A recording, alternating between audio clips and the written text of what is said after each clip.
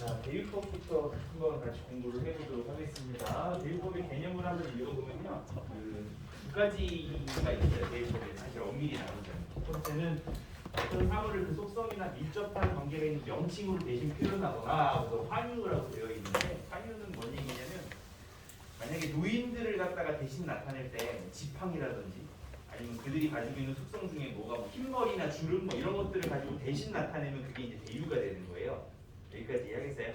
그런 다음에 어떤 사물을 그 부분으로서 전체를 대표하게 하는 부분, 그것을 갖다 제유라고 얘기를 하는데, 이거는 그때 말했던 것처럼 급식실 가서 밥 주세요 했는데 진짜 밥만 주면 여러분도 화낼 거잖아요, 그죠? 뭐 줘야 돼요? 밥 달라고 하면 밥과 함께 먹을 수 있는 반찬이 사실 메인이죠, 그죠? 그러니까 먹을 수 있는 것을 통칭하는 어떤 그런 부분으로서의 밥을 얘기하는 것이 밥만 달라고 하는 건 아니잖아요, 그죠? 그래서 그런 식으로 부분을 가지고 전체를 대표하게 하는 그런 것들을 제유라고 합니다. 근데 이게 사실 명확하게 구별이 잘 안 돼요. 이거를 구별하라고 여러분들한테 알려주는 건 아니고요. 환유제유 구별하세요 하면 구별이 안 되는 지점이 분명히 나와요. 그래서 이걸 구별하는 문제는 안 나오는데, 이걸 왜 알려주냐면 그만큼 대유라는 게 이런 속성도 있고 이런 속성이 있어서 이 두 가지 개념을 다 알고 계셔야 그 전체적인 아웃라인을 그릴 수 있기 때문에 얘기해 주는 거니까 너무 겁먹지 말고, 아 그런 개념들이 있구나라고 그 두 개념을 다 알아두시면 돼요. 여기까지 이해하겠어요? 좋습니다. 얘 1 같은 경우는 환유로 일단 든 예인데 제유로도 볼 수 있어요.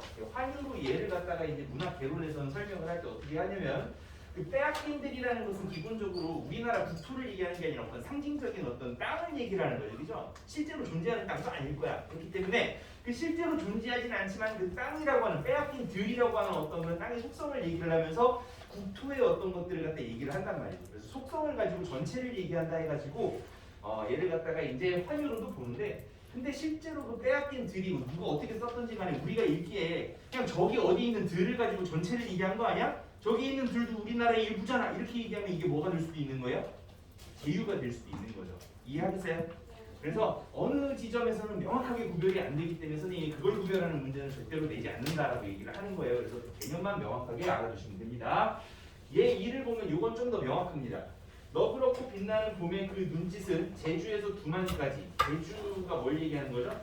제주도, 두만강, 그죠? 그러니까 남쪽 끝에서 북쪽 끝까지를 얘기하는 거니까 그 두만강과 제주도가 우리나라 국토의 전체는 아니죠.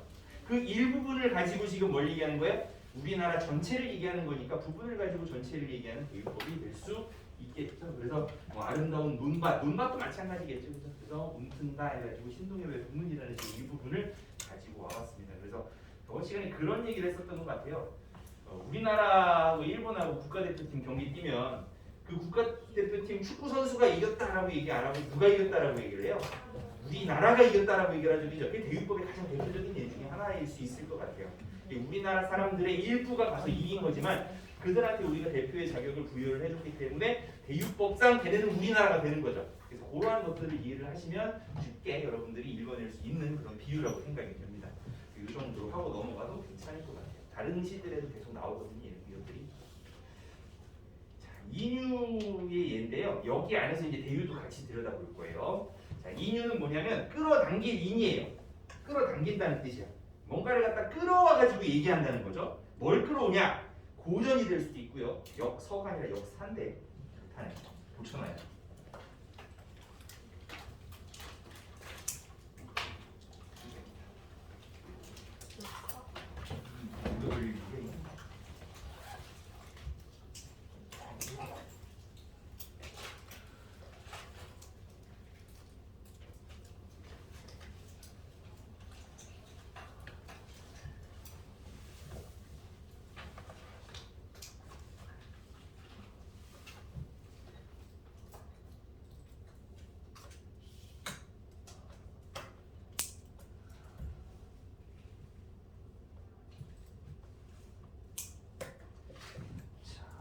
고전, 역사, 그리고 고사, 옛날에 있었던 일들이죠, 그죠?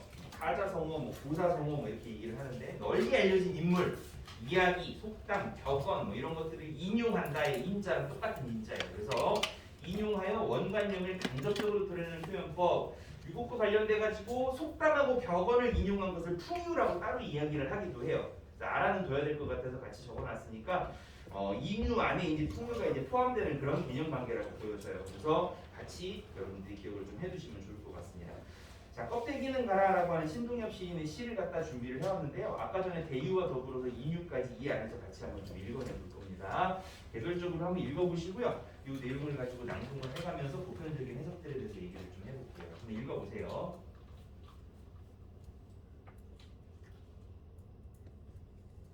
천천히 머릿속으로 상상해가면서 읽어보세요.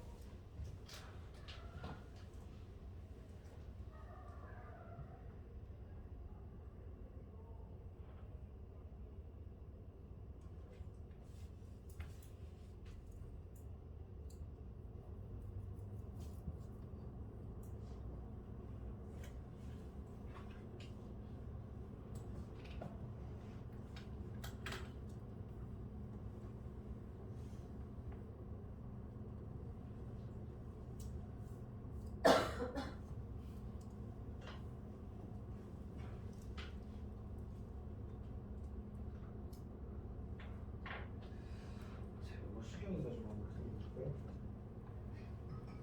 껍데기는 가라. 사월도 알맹이는 나고 껍데기는 가라. 껍데기는 가라. 그런면 문화의 그 아홉 천만 살고 껍데기는 가라. 주의하여 다시 껍데기는 가라.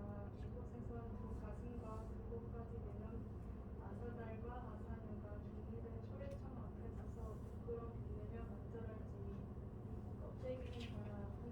하나에서 백두까지 흰꾸러운 가지만 있고 그 모든 쇠붙이는 가라. 이 시적화의 어조부터 한번 좀 살펴볼까요? 어때요? 말투가 좀 여러분들이 느끼기에 뭔가 마음속에 허망한 확신이 있는 느낌이 있냐? 뭐라고 얘기했어요? 안 들려가지고 아니에요. 얘기해 줄래요? 허망함이라고 했어요. 허망함 어떤 부분에서 느끼세요? 뭔가 누가 얘기했냐? 괜찮아요? 아니 그냥 껍데기는 가라. 껍데기는 가 이래서요. 그럴 수 있겠네요. 왜 그러냐면 이 사람이 지금 처한 현실을 이해를 하고 그 현실에 대해서 이 사람이 말하는 걸 이해를 하면 확신은 차 있는데 그 확신에 대해서 굉장히 조금 이렇게 현실을 보는 어떤 그런 비관적인 어떤 시선들 이런 것들이 들어가 있기 때문에 뭐 그렇게 읽힐 수도 있을 것 같아요. 저거는 이제 내가 봤을 때 은별이는 반영론적 관점에서 어떤 시대상이나 이런 것들을 고려해서 얘기를 조금 한 것 같아요. 그죠? 자, 얘기를 해가면서 한번 보편적인 해석을 한번 알아보도록 하겠습니다. 시적화자의 어떤 어조는 아까 전에 얘기했듯이 굉장히 단호하고요. 확신의 차이점이죠. 그 확신에 차 있는 것들이 왜 그런 식으로 발현이 되어 있고 그렇게 얘기가 되어지는지 이해를 하려면 이 신동엽이라는 사람이 어떤 세월을 살았는지 이해해야 되는데 우리가 저번 시간에 김수영이라는 시인 배웠죠, 그죠? 그 사람 컨트롤 C, 컨트롤 V예요. 친구이기도 하고요. 되게 결이 좀 비슷해요. 약간 비슷한데 또 약간 다르기도 한데 어쨌거나 살던 시대가 거의 비슷해요. 동년배이기 때문에. 그래서 그 당시에 무슨 일이 있었는지 다시 한번 또 기억을 떠올려주면 우리나라 일제시대, 그 다음에 일제시대 지나고 해방되고요. 45년에 그 다음에 외세의 지배를 받죠. 신탁통치라는 말 들어본 적 있어요? 네. 신탁통치를 받으면서 그게 이제 발단이 돼서 분단이 되고요. 그 분단 때문에 전쟁이 일어나죠. 전쟁 이후에 나라를 수습하는 과정에서 독재가 이루어지고요. 그 독재의 과정에서 나타난 부정선거를 타개하기 위해서 4.19라는 의거가 또 일어나기도 해요. 정권을 뒤집어 버립니다. 그 의거 바로 1년 뒤에 또 탱크 몰고서 청와대로 들어가가지고 독재를 지배를 해버린 군사정권이 또 들어오는 어떤 그런 다이나믹한 어떤 10년을 보내게, 20년을 보내게 됩니다. 여기까지 이해했어요? 그 상황을 똑같이 겪은 사람이에요. 이 중에서 나쁜 거 다 나쁜 건데 좋은 거 하나 있어요. 뭐 있어요? 두 개 있네요. 해방됐던 건데 해방도 사실 우리나라로부터의 어떤 그런 역량에 의한 해방이 아니었기 때문에 무조건 좋아하기는 좀 어려운 그런 상황들이 뒤에 펼쳐지고 정말 이 사람이 이 많은 역경 가운데서 정말 인상 깊게 보았던 긍정적인 사건 하나 뭐였냐면 바로 4.19였죠. 그죠? 이 사람의 시세계는 거의 대부분 4.19가 지배를 합니다. 4.19 때 느꼈던 충격, 그 다음에 민중의 힘, 그리고 민중의 힘으로 인해 가지고 나라가 뒤집어지고 긍정적인 방향으로 가는 어떤 역사의 힘 이런 것들을 갖다가 믿고 여기에 대한 어떤 예찬을 썼던 그런 시인으로서 우리가 기억하시면 여러 가지 시를 이해하는 데 여러분들이 뭐 그렇게 어려움은 없을 것 같아요. 자, 일단 읽어보겠습니다. 껍데기는 가라. 단호하게 얘기하고 있죠. 껍데기. 여기서 껍데기는 착한 놈일까요? 나쁜 놈일까요? 당연히 나쁜 놈이겠죠. 그죠? 4월도 알맹이만 남고 아까 전에 얘기했던 표현론적 관점에서 살펴보면 작가론적 관점에서 살펴보면 이 4월은 뭘 의미할 가능성이 높아요? 4.19 혁명을 의미할 가능성이 높죠. 그죠? 그래서 그 4월 4.19 혁명도 굉장히 좋은 거죠. 그런데 이 사회 모든 정치적인 사건들이 그렇듯 처음에 시작할 때는 굉장히 순수한 동기로 순수하게 이루어졌을 거예요. 그죠? 근데 시간이 지나면서 이 사건을 가지고 이용해 먹는 과정에서 이걸 알맹이 그대로 보는 사람들도 있었을 테고 이 사건을 이용해서 자기의 권력을 성취를 하거나 아니면 자기의 어떤 영달을 이득을 취하는 어떤 그런 무리들도 늘어났겠죠. 그죠? 그런 비슷한 사건들을 얼마 전에 우리는 또 봤죠. 그죠? 그래서 그러한 사건들이 있으면서 4월에 어떤 그런 순수한 혁명 정신이 흐려지는 것들을 보면서 알맹이만 남고 뭐는 다 가라 부정적인 요소들 그리고 그걸 가지고 이득을 취하려는 어떤 그런 삿된 무리들 이런 사람들 다 꺼져라 라고 얘기를 하면서 단호하게 배격을 하는 모습을 보입니다. 두 번째 연을 보시면요. 껍데기는 가라 또 갈 껍데기가 또 있나 봐요. 동학년 곰나루에 그 아우성만 살고 이게 무슨 소리예요? 곰나루가 어디예요? 우리는 알아야 돼요. 곰나루. 곰나루가 옛날 말로 곰나루고요. 지금 지명으로는 공주예요. 그 공주에 가면 왜 다리 큰 거 하나 있잖아요. 뭐 하나가 아니라 지금 한 두세 개 있는데 그 중에서 가장 오래된 다리에 거기에 이제 곰 조각상이 두 개가 이제 양쪽에 있어요. 어미 곰하고 그다음에 새끼 곰 두 마리하고 이렇게 양쪽을 떨어져가지고 조각이 되어 있는데 거기가 이제 곰나루 터예요. 그러니까 원래는 다리가 없었겠죠. 그래서 배를 타고 건너던 나루터였고요. 그 나루터를 곰나루라고 불렀는데 실제로 곰에 대한 설화가 전해져 내려와서 곰나루라는 설도 있고요.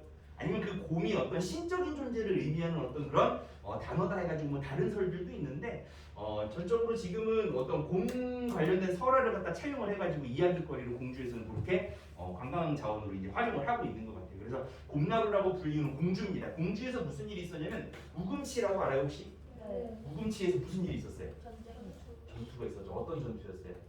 동학 농민 운동 내지는 혁명이라고 불리우는 그 전투의 마지막 전투가 거기서 있었고요. 거기서 몰살당하면서 이제 끝나는데 그 농민 운동이 그냥 먹고 살기 힘들어가지고 조금 이렇게 반란을 일으켰나 보다 이 정도가 아니라 거기에 나온 어떤 정신들 그리고 그들이 지향했던 어떤 나라들 약간 종교적인 색채는 있지만 기본적으로 그들은 외세 그리고 일본의 어떤 그런 개입 이런 것들을 다 배격하고 우리 스스로의 힘으로 살자고 주장하는 사람이었기 때문에 이 사람이 겪었던 시대를 갖다가 다시 돌이켜보면 이 사람이 거기에 공명할 만한 요지들이 되게 많죠. 그죠? 신탁통치도 당하고 우리나라도 외세 때문에 분단도 당하고 전쟁도 별일 겪었잖아요. 그죠? 그래서 그런 부분들에서 공명을 하면서 동학 농민운동을 갖다가 이런 식으로 꺼내서 얘기를 하는 겁니다. 그 아우성만 살고 껍데기는 가라. 자 그렇다면 아까 전에 얘기했던 껍데기하고 알맹이는 서로 대립되는 단어일 거예요. 그죠? 껍데기는 나쁜 놈이고 알맹이는 좋은 놈이죠. 그냥 이렇게만 판단해 봅시다. 뭐 세부적인 의미들은 여러분들이 뭐 개별적으로 줄 수 있을 것 같아요. 그럼 여기서도 껍데기는 나쁜 놈이고요. 착한 놈은 뭐예요? 알맹이 안 나오죠. 동학년 곰나루에 뭐만 살고 그 아우성만 살고 청각적 이미지로 아우성이 제시가 되는데 이 청각적 이미지인 아우성이 어떻게 보면 1년에 있던 알맹이의 또 다른 말이 되겠죠. 그죠? 순수화. 자, 껍데기는 가라라고 다시 한번 반복적으로 얘기를 합니다. 명령조로. 자, 그다음 3년입니다. 그리하여 다시 껍데기는 가라. 이곳에선 두 가슴과 그곳까지 내놓은 아사달과 아사녀가 중립의 초래청 앞에 서서 부끄러운 비내며 맞절할지니 이제 아사달하고 아사녀가 무슨 사람 어떤 사람이고 왜 이걸 썼는지를 알아야 되는데 거기 들어서 여기 잠깐 보세요. 아사달과 아사녀는 백제 사람이에요. 백제 설화 중에 아사달과 아사녀 설화가 있는 건데 이 사람은 어떤 사람이냐면 석공이 석공 돌을 다루는 사람이에요. 돌로 조각을 하는 사람인데 워낙 솜씨가 좋아가지고 이 사람이 굉장히 좀 유명했다고 해요. 그래서 비록 적국이지만 신라에서 그때 이제 뭘 만들었냐면 이 사람이 살던 시대에 불국사를 만들고 있을 때였대요. 불국사를 만드는데 거기에 유명한 탑 두 개가 있죠. 뭐 있어요? 상식 테스트.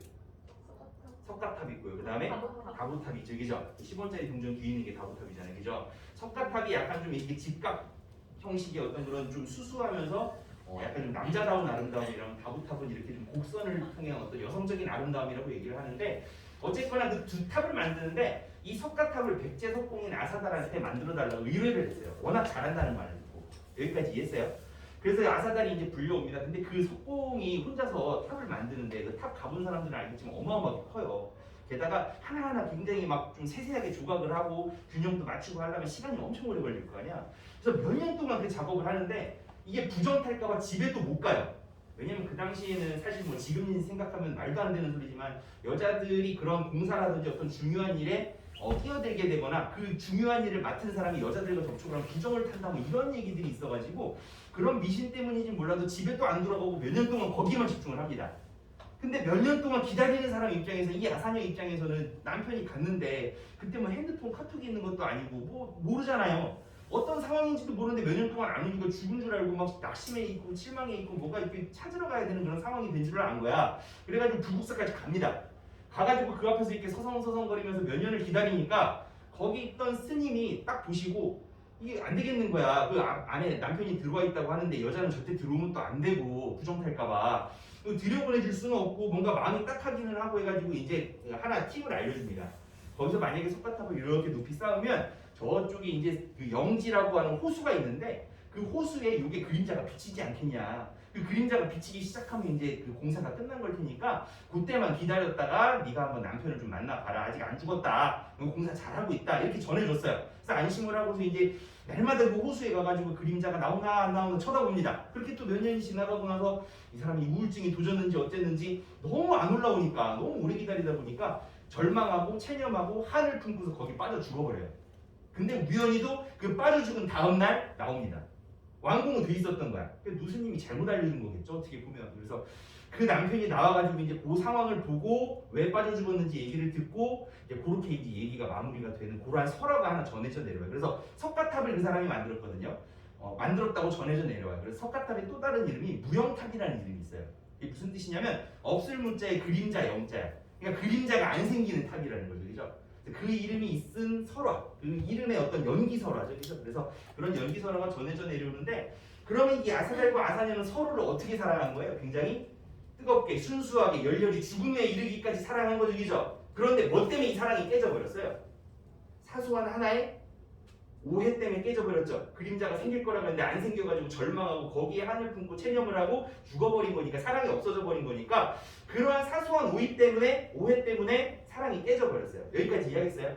근데 이 사람이 지금 얘기하고 있는 아사달과 아사녀는 이 전체적인 맥락을 이해했을 때 이걸 명확히 이해할 수가 있어요. 여기 다시 한번 읽어보면 아사달과 아사녀가 중립의 초래청 앞에 선대요. 중립이라는 것은 뭐예요? 이쪽 저쪽 편가르지 말고 중간에 서자. 이념 가지고 더 이상 뭐 하지 말자? 대립하지 말자. 이런 소리거든요. 그 당시에 어떤 상황이었냐면 공산주의, 자유주의 이런 것들을 가지고 서로 이념 대립으로 인해 가지고 전쟁이 나기 일보 직전이었어요.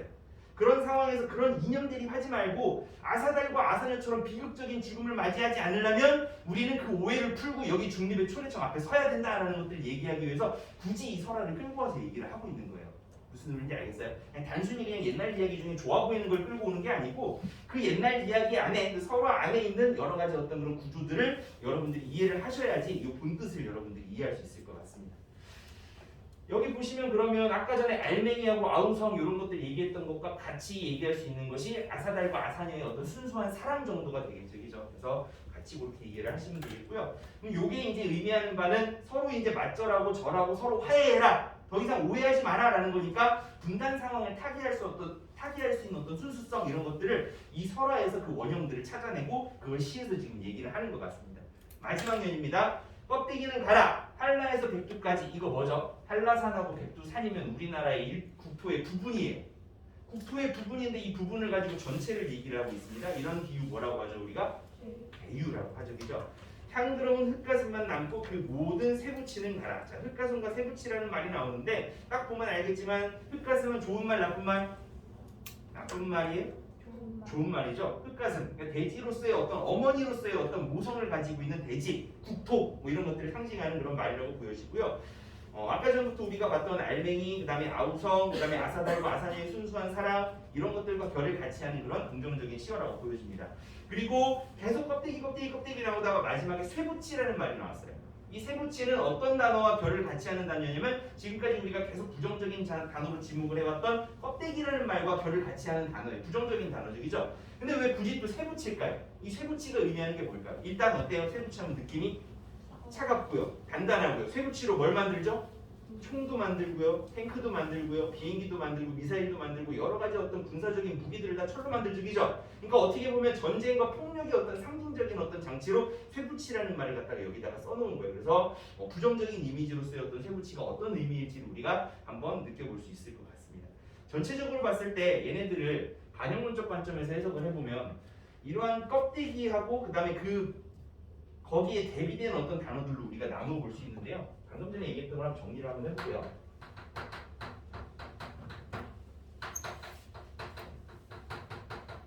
이렇게 이제 한 팀일 테고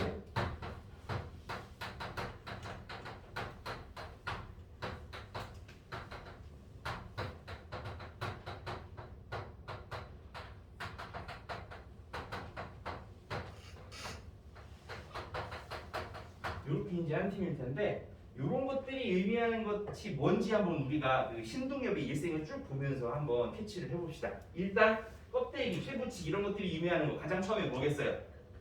일제강점기 때 어떤 일제의 부당한 지배들. 그 다음엔 뭐겠어요? 신탁통치로 인한 외세의 개입. 그 다음엔 뭐겠어요? 그로 인한 분단.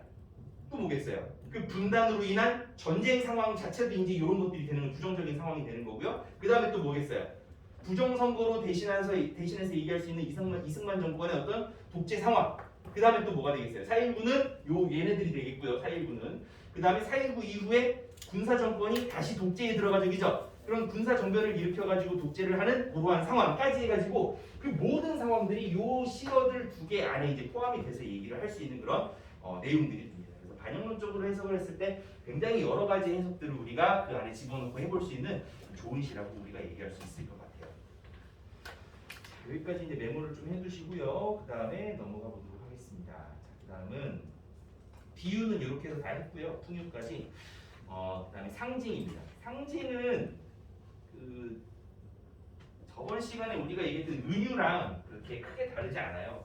그러니까 뭐 쉽게 얘기하면 직유가 조금 더 추론이 가능한 형태의 어떤 고급 비유가 되면 은유가 되는 거고요. A는 B다 뭐 이런 식으로. 그런 다음에 그 은유가 계속 반복이 돼가지고 원관념을 제시할 필요도 없이 사람들이 다 알아. 만약에 겨울 하면 어떤 느낌이 들어요? 춥고요. 또 시에서 만약에 겨울이 나온다 그럼 어떤 느낌이 들어요? 어떤 뜻일 것 같아? 미루어 짐작해봐요.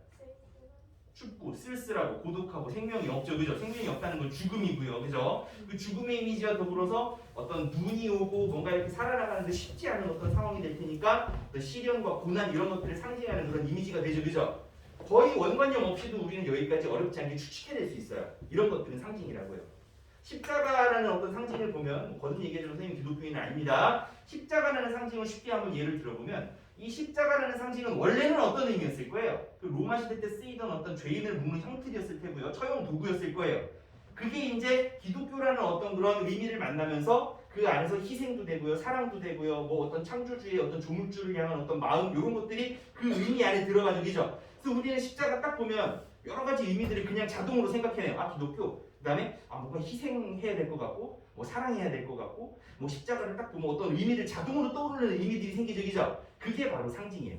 원래는 은유였을 텐데 그 은유가 보편화되고 상징화되면서 말 그대로 상징이 되어버리는 그러한 상황을 여러분들이 생각을 하시면 뭐 그렇게 어렵지 않게 여러분들이 이 개념들을 이해할 수 있을 것 같습니다.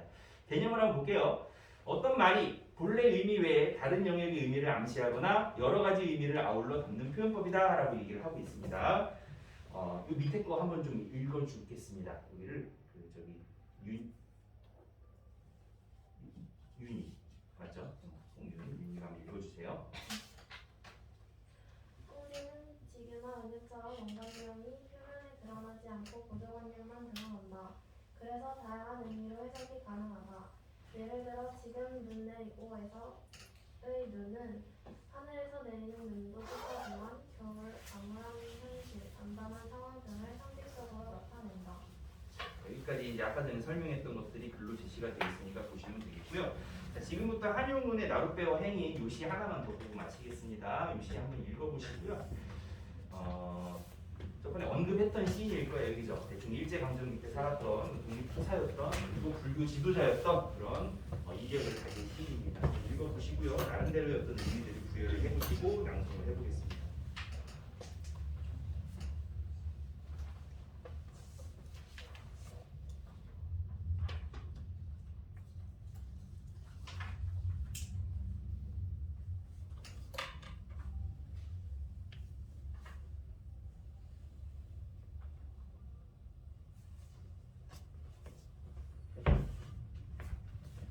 선생님 원래 저 위에가 없는 거예요?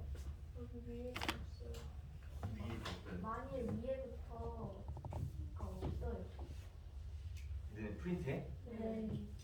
그 전장에 있지 않아요? 4페이지. 이제 그거밖에 만일.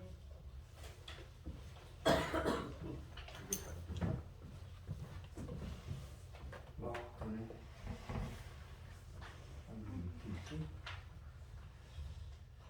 씁시다. 미안해요. 씁시다. 쓸 곳이 없는데요, 이거? 뭐 어떻게 좀 마련해봐요.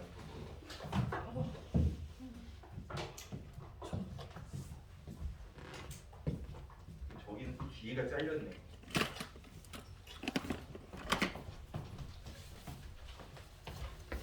이렇게 하고서 맨 마지막에 나는 나를 빼 당신은 행인 여기 한 번 더 반복되고 끝나죠, 그죠? 뒤에 부분은 있죠 거기에.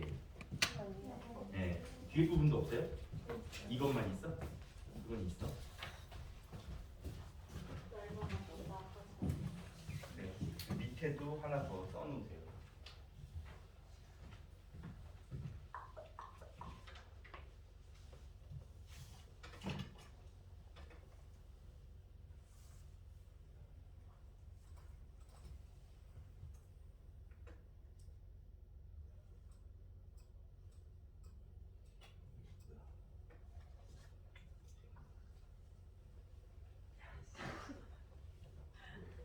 버스가 안 보여요. 미안해요.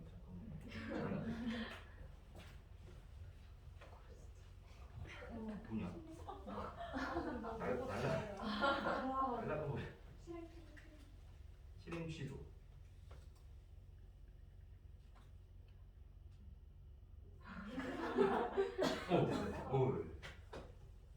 여기 맨 마지막에 나는 나로 빼 당신은 행인 요거를 마지막에 한 번 더 반복하는 거거든요. 야, 근데 화이트 한 번. 이거 아니야? 이거 아니야? 응? 아닐까? 비밀. 화이트 한 번.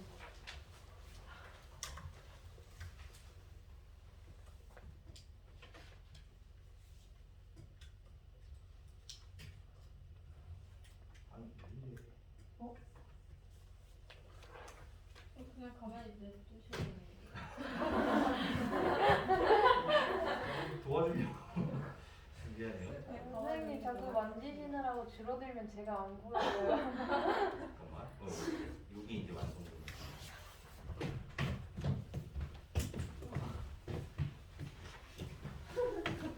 아이, 있어. 쌤 이제 그만 움직여주세요. 알았어. 이렇게. 좋아요.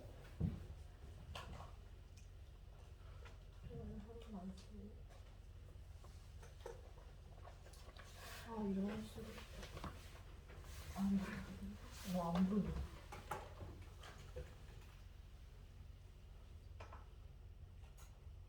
서 혹시 아이패드로 찍어도 되나요? 어떻게든 상관없어요. 사진으로 찍어도 되고요.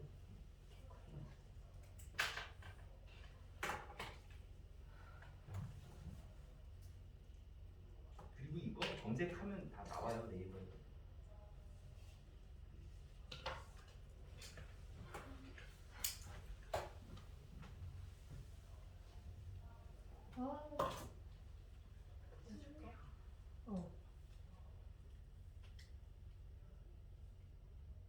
진짜.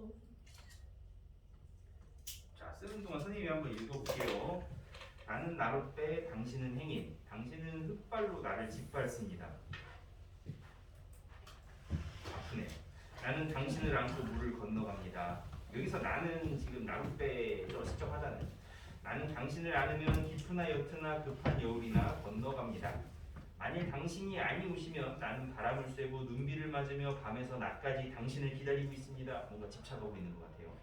당신은 물만 건너면 나를 돌아보지 않고 가십니다. 그러나 당신이 언제 오시든지 오실 줄만은 알아요. 나는 당신을 기다리면서 날마다 낡아갑니다. 나는 나로 빼 당신은 행인. 뭔가 좀 지금 기준으로는 좀 뭔가 좀 부담스럽죠. 사랑하는 것 같죠. 일단 가장 기본적인 어떤 그런 의미는 시적 화자는 이 행인을 당신이라고 불리우는 이 행인을 사랑하는 것 같습니다. 그 자신의 사랑을 갖다가 이제 이렇게 표현을 하는 것 같은데 이것도 이제 우리가 교과서에서 배우는 시니까 단순한 연시보다는 반영문적 관점에서 어떤 여러 가지 함축적인 의미들을 해석할 수 있는 여지가 있는 시니까 그렇게 한번 읽어보도록 하겠습니다. 일단은 나는 나로 빼 당신은 행인이라는 말을 통해서 시적 화자와 그 시적 화자의 대상이 되는 사랑의 대상이 되는 행인 당신과의 어떤 관계를 갖다가 명확하게 정의를 하고 시작을 하죠. 당신은 흙발로 나를 짓밟습니다. 지금 보면 당신은 나를 사랑하는 것 같아요. 그렇지는 않죠, 그죠? 당신은 나를 사랑하고 소중히 대하는 것 같지는 않아요. 그래서 약간 좀 짝사랑이었던 그런 느낌들이 좀 납니다. 나는 그렇지만 나는 당신을 안고 물을 건너갑니다. 물이라는 말이 일단 동그라미를 좀 쳐주세요. 이따가 한번 그 의미를 좀 찾아볼게요. 나는 당신을 안으면 깊으나 옅으나 급한 여울이나 건너갑니다. 라고 얘기를 합니다.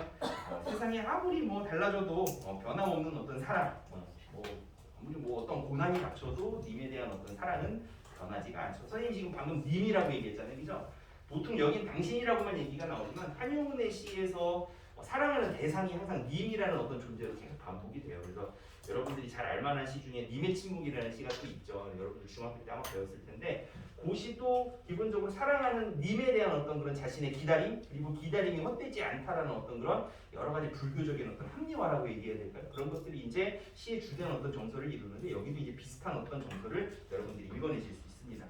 만일 당신이 아니오시면 나는 바람을 쐬고 눈비를 맞으며 밤에서 낮까지 당신을 기다리고 있겠습니다. 굉장히 헌신적으로 지금 사랑을 하고 있어요. 당신은 물만 건너면 나를 돌아보지도 않고 가십니다. 그래요? 약간 좀 시적화자의 마음이 어때졌어요? 어떤 것 같아요? 물만 건너면 나를 돌아보지도 않고 간대. 약간 좀 서운하죠, 그죠? 조금해요. 슬퍼요. 그러나 당신이 언제든지 오실 줄만은 알아요. 나는 당신을 기다리면서 날마다 낡아갑니다. 라는 말에 또 어떤 말이 어떤 마음이 들었어요? 낡아간대 나는. 이거 바꿔 말하면 늙어간다는 거잖아요, 그죠? 님이 오시는 거야, 안 오시는 거야? 안 오셔요. 그러니까 어떻게 보면 우리가 한국 문학의 전통적인 특질에서 다뤘던 체념과 한 이런 것들이 읽혀지죠. 근데 어떤 김소월의 시나 여러 다른 어떤 체념과 한이랑 약간 결이 달라요. 이 사람은 지금 어떻게 될 걸 믿냐면 님이 다시 어떻게 할 걸 믿는 거예요? 돌아올 걸 믿고 있죠, 그죠? 김소월의 시 진달래꽃이라는 시에서는 님이 안 돌아오죠. 거의 안 돌아올 것 같고 마지막에도 시적화자도 그걸 알면서 이제 꽃을 뿌리면서 이제 끝나는 그런 상황인데 기본적으로 여기에 어떤 시적화자는 같은 한과 체념을 얘기하고 있지만 님이 돌아온다는 확신을 가지고 있어요. 여기서 이제 결이 좀 달라지는 거죠. 그러면서 이제 마지막에 또 한 번 더 얘기를 합니다. 나는 나를 빼 당신은 행위인이라고 얘기를 하면서 마지막에 이제 관계를 갖다 재확인하는 그리고 사랑에 대한 어떤 의지를 재확인하고 강인하게 어떤 마음속에 다짐하는 그러한 모습들을 얘기를 합니다. 이게 1년에 있는 그 똑같은 연과 마지막 연과 내용 자체는 똑같지만 이 사람의 어조 그다음에 이 시적 화자가 품은 마음은 약간 좀 그런 식으로 차이가 있다라고 여겨져요. 자, 요거를 당신을 갖다가 어떻게 해석하느냐에 따라 가지고 이제 얘네들을 좀 넓게 해석할 수 있을 것 같은데 뭐 님이라고 얘기할 수도 있겠죠. 사랑하는 대상이 되는 거니까 일단 가장 처음에는 사랑하는 사람이 될 수도 있고요. 그 다음에 이 당시가 무슨 시대라고 했었죠, 선생님이? 일제 강점기라고 했었죠, 그죠? 일제 강점기 때 이 사람이 독립투사로서 기다리던 님은 뭐였을까요? 조국의 왕복이 있죠. 이제는 뭐 독립이겠죠. 이러한 것들이 이미 될 테고요. 그 다음에 또 얘기를 해볼 수 있는 게 뭐냐면 이 사람은 불교 철학자이기도 했어요. 일단 종교적인 관점은 마지막에 보고 철학자의 관점 그리고 진리를 찾는 사람의 관점에서 봤을 때 이 님은 철학하는 사람이 가장 찾고 싶어하는 게 뭐예요? 플라톤이 끝까지 찾아 헤맸지만 못 찾았던 거. 진리의 세계, 이데아의 세계 뭐 이런 것들 얘기하죠, 그죠? 그러한 사람들이 흔히 찾는 진리나 이데아 같은 어떤 절대적인 이상향의 세계 뭐 이런 것들을 갖다가 얘기할 수 있습니다. 그리고 가장 마지막에 이제 이 사람이 불교 철학자로서 불교 스님으로서 뭐 쉽게 얘기하면 스님이죠, 그죠? 스님으로서 가지고 있던 당신이 어떤지는 두 가지로 또 해석이 가능해요. 일단 첫 번째, 당신은 가장 전통적으로 뭐라고 해석할 수 있겠어요? 이 사람이 누굴 믿어요? 뭐 선생님 불교에 대해서 정확히는 모르겠지만 부처가 되기를 갈망하죠, 그죠? 뭔 소리인지 알아요? 그 해탈, 깨달음 이런 것들을 갈망하잖아.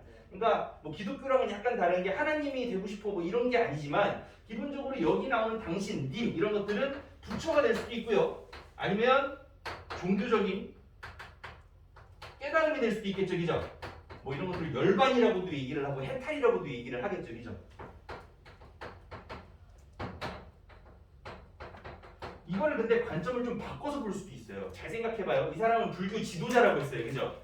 종교 지도자로서 이거를 바꿔서 생각해보면 이 당신을 갖다가 뭐라고도 해석할 수 있냐면 너무 밑에서 쓰면 안 보이려나요? 일단 이어서 쓸게요.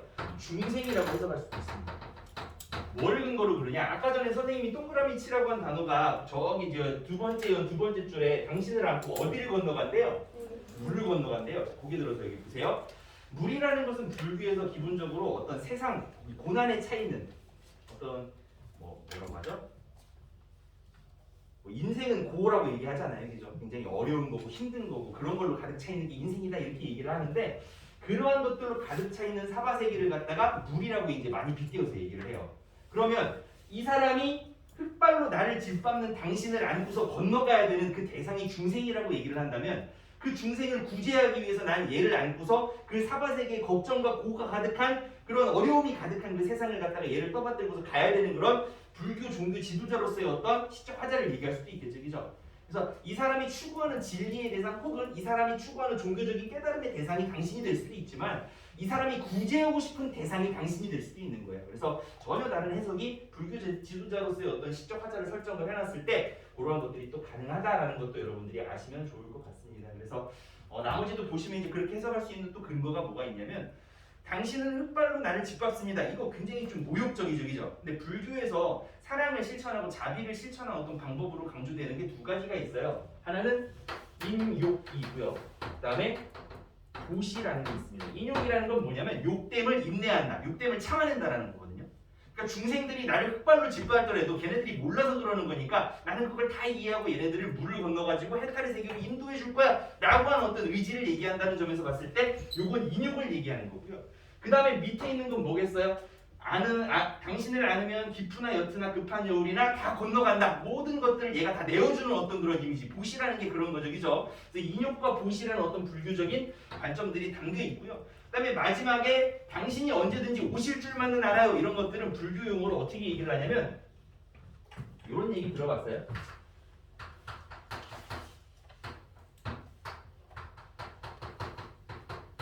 아마 위에 건 많이 들어봤을 거예요. 회사 정리가 무슨 뜻이에요? 사람들이 만나면 정해진 것은 뭐다? 이별이다라는 거예요. 그러니까 만나면 무조건 어떻게 하게 돼 있는 거예요? 헤어지게 돼 있는 거죠. 그런데 떠나간 사람은 반드시 돌아온다. 무슨 소리인지 알아요? 그러니까 회사 정리하고 거자필반은 같이 하는 말인데 만나면 반드시 헤어지게 되어 있고 헤어짐에 반드시 나중에 따르는 것은 다시 돌아와서 만나는 어떤 과정이 그 안에 들어있다라는 어떤 불교적인 깨달음을 바탕으로 지금 얘기를 하고 있는 부분이 바로 저 마지막에 있는 한과 체념으로만 끝나지 않는 그러나 당신이 언제든 오실 줄만은 알아요라고 믿는 어떤 그런 자신의 신앙과 믿음 이런 것들을 얘기하는 그 부분이 바로 이런 불교적인 깨달음들을 담고 있는 부분이라고 할 수 있겠죠. 그래서 우리가 이제 그런 부분들을 가지고 우리가 이 시를 갖다가 상상력을 발휘해가면서 해석해 볼 수 있을 것 같습니다. 여기까지 해서 상징까지 같이 공부를 좀 해봤고요. 다음 시간에 반어와 역설 같이 해보도록 하겠습니다. 민주야, 너 좀 꺼줄래? 뭐요?